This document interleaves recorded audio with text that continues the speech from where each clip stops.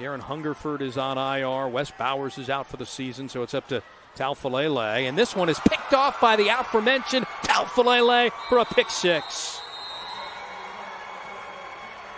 Wow, that's just a bad throw by Nate Davis.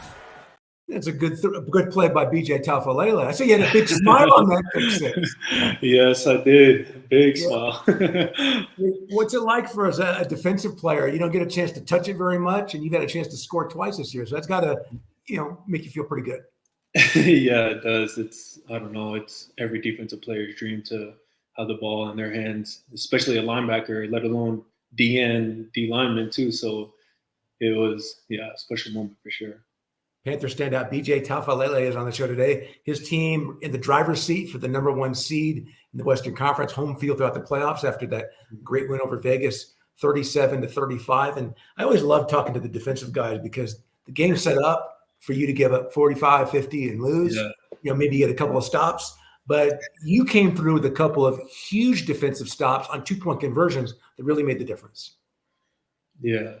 It's, at the end of the day, it's, a whole team effort. And, as long as all my brothers trust me, I trust them, it's all going to work out. And it shows, especially this year. We're 11-2 and heading into the Western Conference towards the end of the season as number 1 in the league.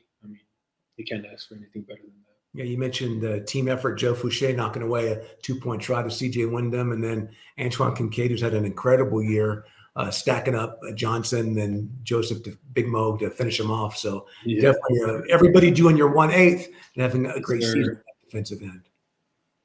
Hey, BJ, what was the thought process for you coming to Bay Area in the first place? You were with Frisco, real good team in the Eastern Conference. In fact, we had a guy last year, a pretty good running back that made the move from Frisco, ended up winning the championship in Rankin. What about you and the decision to come out west? The thing that really jumped out to me, and a lot of the players, if not all of them, could say, is the energy that I felt from Coach Keefe just over the phone. He had called me like a couple of days after they officially signed the new coaching staff. And as soon as I answered it, like the energy I got from him and the feelings that I felt, it just felt right. And especially being a lot closer to home, Texas is about a day's drive out from Utah. California is only 10 hours, so that's a lot more doable. And so, like I said, first things first was Coach Keefe's energy and his vibes. It felt great from the start. You mentioned Utah, and you won a state championship there as a junior. You went on to Weber State, won a bunch of Big Skies 4 in a row with that great program with the Wildcats. How important is it for you to check off that next thing on the to-do list and do it at the pro level? It's a big thing. It's every football player's dream growing up from, Pop Warner or Little League, going to high school, just to win championships at the highest levels that you can. And once you're in high school, you want to win a championship there. If you're blessed enough to make it to college, you want to win championships there. And then if you're, beyond blessed to make it to, what everybody calls the 1%, you definitely want to win championships there. So.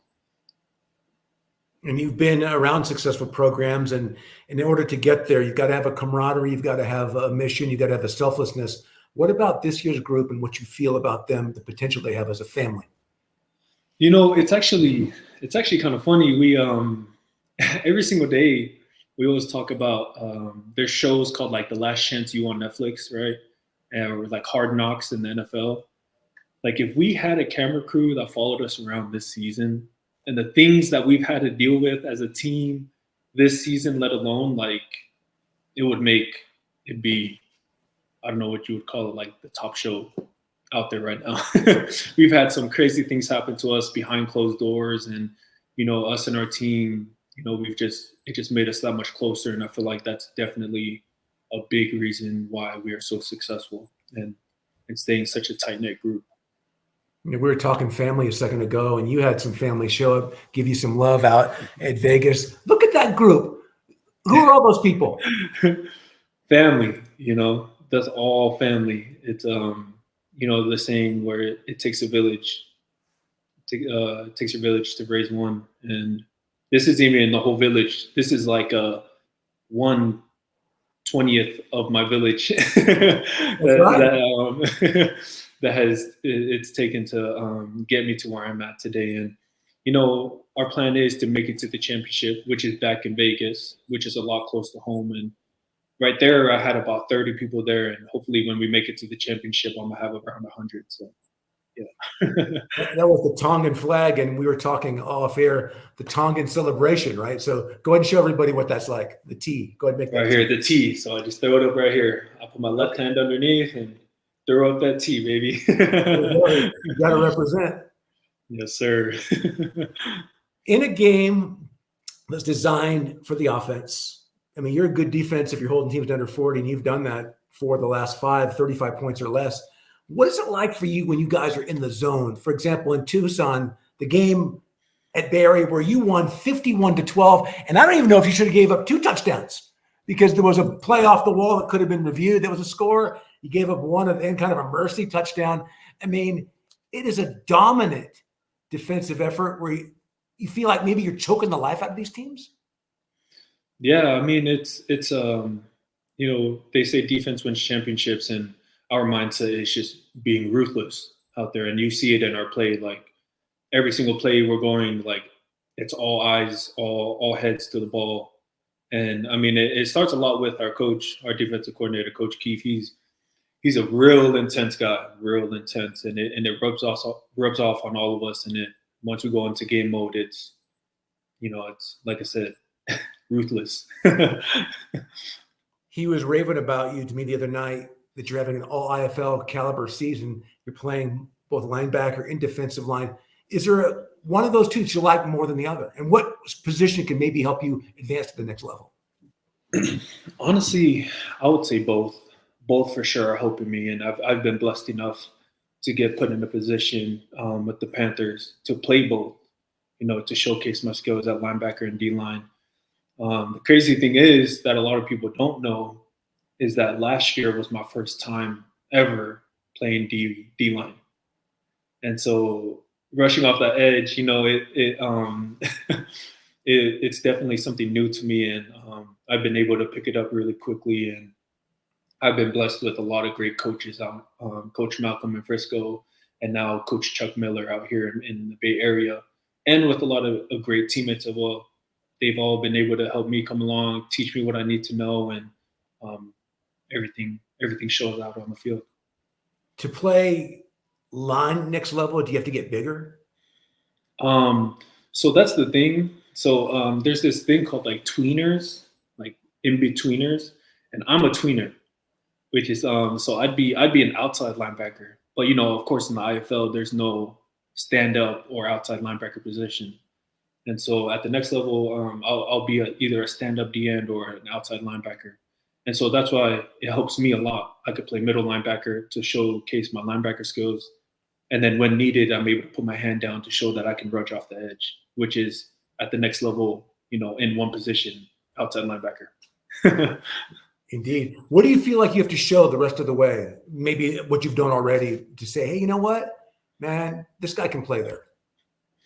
I think just not letting my foot off the gas, being able to stay intense from play one to play 140th at the end of the game, being able to stay consistent to show that like my level of play doesn't drop off as the game goes on. If anything, I needed to go up to raise until the very last whistle. So I would say definitely to show my level of play for it to keep going up as the game goes on. Now, you can't be intense 24 hours a day. What about away from football? What do you do to unplug, unwind, and detach from it? Definitely family time. I have 2 kids. I had one in high school, and then we had one last year, a boy and girl. And definitely, being a father, that's definitely, all fathers out there can, or all parents can attest to that. It's definitely a thing in and of itself, its own thing, being a parent. And so being able to come to once I'm done with football of the day, being able to be a father and to spend time with my wife and kids. So that's definitely something to get my mind off of. Well, let's make sure we give them a shout out. Give the wife out and the kids. Who are they and how old are they? Yes, sir. So my wife, Anna Taufalele, and then my 2 kids. My oldest is a boy, is our son. His name is Viliami. He's just turned 8 in February. And then our daughter, Lay, she just turned 1 in February. You're blessed. Yes. Nothing less but blessed. I've talked to a lot of players over the years that become parents at a young age, and they talk about how it changes them, that they're playing for something more than themselves. You're not running around acting a fool anymore. What about you as a young man, at that point in your life, you're becoming a parent, and how did that change you? If all my friends growing up would tell you, like, I was always one of the, like, not goofiest, but I was always like one of the more joking around types growing up. I was always joking around, putting smiles on people's faces and things like that. Especially to the point where it was like during serious moments, I'd be the one cracking jokes and making people laugh still during those moments. But then when having my son, like when he came in, it really changed that immature side of me to definitely being more mature and flipping the switch. Like I literally had to flip a switch like that, like over the span of, of course I'm still am trying to today, but during that time, it definitely switched a 17-year-old BJ to a teenager to becoming a man. As a Polynesian Tongan with hair, I'm sure you've been asked about Troy Polamalu, right? Someone like that. Where'd you get the hair? What was your inspiration for the hair, and how long do I have to let mine grow before I can represent? The inspiration was definitely Troy Polamalu. You see a lot of us Polynesians nowadays, like that are playing football. A lot of us are trying to get the hair flowing out at the back of the helmet because it looks really good, right? It does. That's half the game, right? That's what Dion said. It's you look good, they pay good.